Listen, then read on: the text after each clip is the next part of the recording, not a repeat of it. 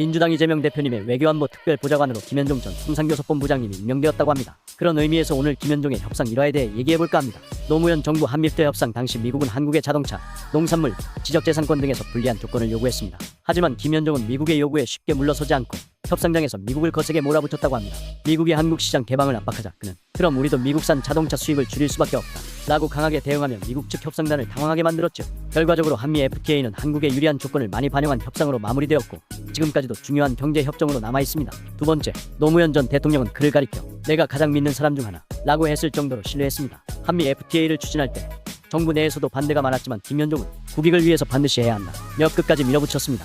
당시 반대하는 국회의원들에게 직접 찾아가서 설득하고 자료를 하나하나 보여주면서 논리적으로 압박했습니다. 결국 한미 FTA 협상 타결 후 노무현 대통령이 김 본부장이 없었으면 불가능했다 라고 극찬했다고 하네요.